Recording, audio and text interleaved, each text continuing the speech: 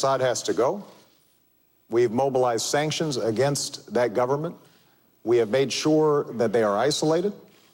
We have provided humanitarian assistance, and we are helping the opposition organize, and we're particularly interested in making sure that we're mobilizing the moderate forces inside of Syria.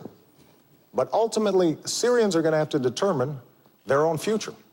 And so everything we're doing in consultation with our partners in the region, including Israel, which obviously has a huge interest in seeing what happens in Syria, coordinating with Turkey and other countries in the region that have a great interest in this. Now, what we're seeing taking place in Syria is heartbreaking. And that's why we are going to do everything we can to make sure that we are helping the opposition. But we also have to recognize that, for us to get more entangled militarily in Syria is a serious step. And we have to do so making absolutely certain that we know who we are helping, that we're not putting arms in the hands of folks who eventually could turn them against us or our allies in the region. And I am confident that Assad's days are numbered. But what we can't do is to simply suggest that, as Governor Romney at times has suggested, that giving heavy weapons, for example, to the Syrian opposition is a simple proposition that would lead us to be safer over the long term. Governor? Well, let's step back and talk about what's happening in Syria and how important it is. First of all, 30,000 people being killed by their government is a humanitarian disaster. Secondly, Syria is an opportunity for us because Syria plays an important role in the Middle East, particularly right now. Syria is Iran's only ally in the Arab world. It's their route to the sea. It's the route for them to arm Hezbollah in Lebanon, which threatens, of course, our ally Israel. And so seeing Syria remove Assad is a very high priority for us. Number two, seeing the replacement government being responsible people is critical for us. And finally, we don't want to have military involvement there. We don't want to get drawn into a military conflict. And so the right course for us is working through our partners and with our own resources to identify responsible parties within Syria, organize them, bring them together in a form of if not government, a form of council that can take the lead in Syria, and then make sure they have the arms necessary to defend themselves. We do need to make sure that they don't have arms that get into the wrong hands, that those arms could be used to hurt us down the road. We need to make sure as well that we coordinate this effort with our allies, and particularly with Israel. But the Saudis and the Qatari and the Turks are all very concerned about this. They're willing to work with us. We need to have a very effective leadership effort in Syria, making sure that the insurgents there are armed, and that the insurgents that become armed are people who will be the responsible parties. Recognize, I believe that Assad must go. I believe he will go. But I believe we want to make sure that we have the relationships of friendship with the people that take his place, such that in the years to come, we see Syria as a friend and Syria as a responsible party in the Middle East. This is a critical opportunity for America. And what I'm afraid of is that we've watched over the past year or so, first the president saying, well, we'll let the UN deal with it. And Kofi Annan came in and said, we're going to try to have a ceasefire. That didn't work. Then it looked to the Russians and said, let's see if you can do something. We should be playing the leadership role there, not on the ground with military. All right. But play the leadership role. We are playing the leadership role. We organized the Friends of Syria. We are mobilizing humanitarian support and support for the opposition.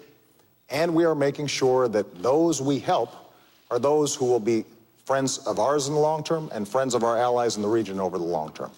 But going back to Libya, because this is an example of how we make choices. When we went into Libya and we were able to immediately stop the massacre there because of the unique circumstances and the coalition that we had helped to organize, we also had to make sure that Muammar Gaddafi didn't stay there. And to the governor's credit, you supported us going into Libya and the coalition that we organized. But when it came time to making sure that Gaddafi did not stay in power, that he was captured, Governor, your suggestion was that this was mission creep, that this was mission muddle. Imagine if we had pulled out at that point. Muammar Gaddafi had more American blood on his hands than any individual other than Osama bin Laden. And so we were going to make sure that we finished the job. That's part of the reason why the Libyans stand with us. But we did so in a careful, thoughtful way, making certain that we knew who we were dealing with, that those forces of moderation on the ground were ones that we could work with. And we have to take the same kind of steady, thoughtful leadership when it comes to Syria. That's exactly what we're doing. Governor, can I just ask you, would you go beyond what the administration would do? Like, for example, would you put in no-fly zones over Syria? I don't want to have our military involved in Syria. I don't think there's a necessity to put our military in Syria at this stage, and I don't anticipate that in the future. As I indicated, our objectives are to replace Assad and to have in place a new government which is friendly to us, a responsible government, if possible. And I want to make sure they get armed and they have the arms necessary to defend themselves, but also to remove Assad. But I do not want to see a military involvement on the part of our troops. And this isn't going to be necessary. We have, with our partners in the region, we have sufficient resources to support those groups. But look, this has been going on for a year. This should have been a time for American leadership. We should have taken a leading role, not militarily, but a leading role organizationally, governmentally, to bring together the parties there, to find responsible parties. As you hear from intelligence sources even today, the insurgents are highly disparate. They haven't come together. They haven't formed a unity group, a council of some kind. That needs to happen. America can help that happen. And we need to make sure they have the arms they need to carry out the very important role, which is getting rid of Assad. Could we get a quick response, Mr. President? Because I want to ask about Egypt. I'll be very quick. What you just heard Governor Romney said is he doesn't have different ideas. And that's because we're doing exactly what we should be doing to try to promote a moderate Syrian leadership and an effective transition so that we get Assad out. That's the kind of leadership we've shown. That's the kind of leadership we'll continue to show. May I ask you, you know, during the Egyptian turmoil, there came a point when you said it was time for President Mubarak to go. Right. Some in your administration thought perhaps we should have waited a while on that. Do you have any regrets about that? No, I don't, because I think that America has to stand with democracy. The notion that we would have tanks run over those young people who were in Tahrir Square, that is not the kind of American leadership that John F. Kennedy talked about 50 years ago. But what I've also said is that now that you have a democratically elected government in Egypt, that they have to make sure that they take responsibility for protecting religious minorities. And we have put significant pressure on them to make sure they're doing that. To recognize the rights of women, which is critical throughout the region. These countries can't develop if young women are not given the kind of education that they need. They have to abide by their treaty with Israel. That is a red line for us, because not only is Israel's security at stake, but our security is at stake if that unravels.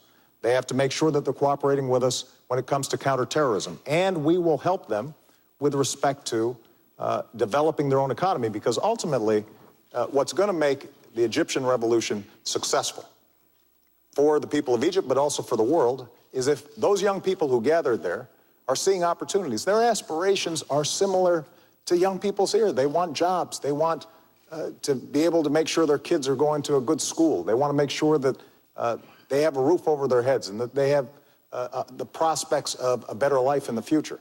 And so one of the things that we've been doing is, for example, organizing entrepreneurship conferences with these Egyptians to give them a sense of how they can start rebuilding their economy in a way that's non-corrupt, that's transparent. But what is also important for us to understand is that for America to be successful in this region, there's some things that we're going to have to do here at home as well. One of the challenges over the last decade is we've done experiments in nation building in places like Iraq and Afghanistan, and we've neglected, for example, developing our own economy, our own energy sectors, our own education system. And it's very hard for us to project leadership around the world when we're not doing what we need to do. Governor Romney, I want to hear your response to that, but I would just ask you, would you have stuck with Mubarak? No, I believe, as the president indicated and said at the time, that I supported his action there. I felt that I wish we'd have had a better vision of the future. I wish that looking back at the beginning of the president's term and even further back than that we'd have recognized that there was a growing energy and passion for freedom in that part of the world, and that we would have worked more aggressively with our friend and with other friends in the region to have them make the transition towards a more representative form of government, such that it didn't explode in the way it did. But once it exploded, I felt the same as the president did, which is these freedom voices in the streets of Egypt were the people who were speaking of our principles, and the President Mubarak had done things which were unimaginable, and the idea of him crushing his people was not something that we could possibly support. Let me step back and talk about what I think our mission has to be in the Middle East and even more broadly, because our purpose is to make sure the world is peaceful. We want a peaceful planet. We want people to be able to enjoy their lives and know they're going to have a bright and prosperous future and not be at war. That's our purpose. And the mantle of leadership for promoting the principles of peace has fallen to America. We didn't ask for it, but it's an honor that we have it. But for us to be able to promote those principles of peace requires us to be strong.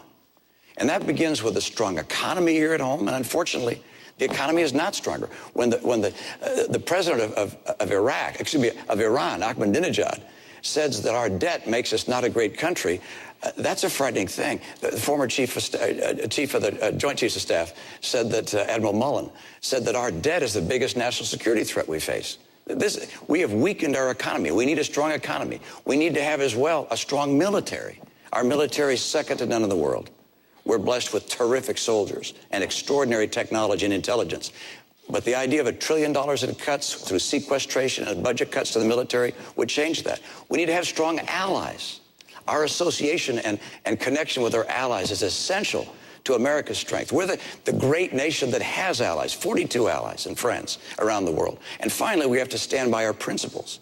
And if we're strong in each of those things, American influence will grow. But unfortunately, nowhere in the world is America's influence greater today than it was 4 years ago. All right. And that's because we become weaker on each of those four dimensions. Perfect. You're going to get a chance to respond to that, because that's a perfect segue into our next segment, and that is, what is America's role in the world? And that is the question. What do each of you see as our role in the world? And I believe, Governor Romney, it's your turn to go first.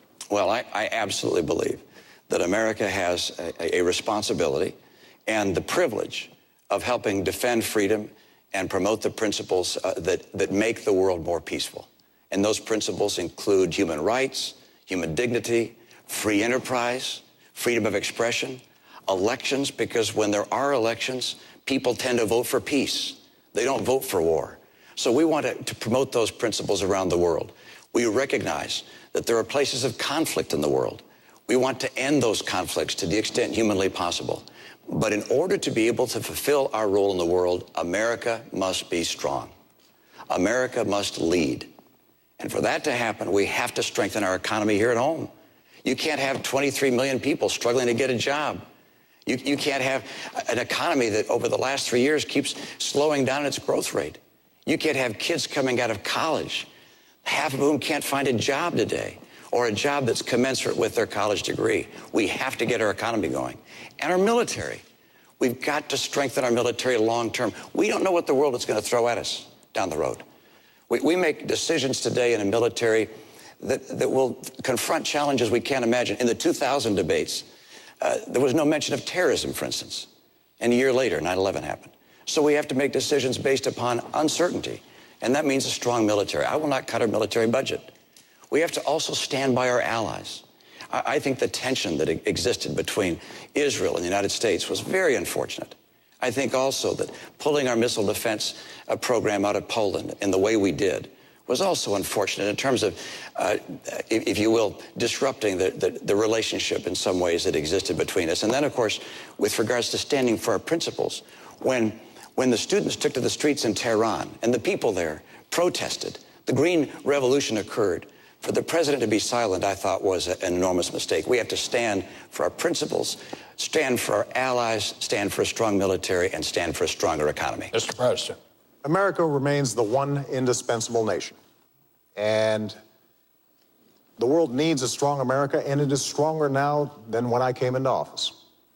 Because we ended the war in Iraq, we were able to refocus our attention on not only the terrorist threat, but also beginning a transition process in Afghanistan. It also allowed us to refocus on alliances and relationships that had been neglected for a decade. And Governor Romney, our alliances have never been stronger. In Asia, in Europe, in Africa with Israel.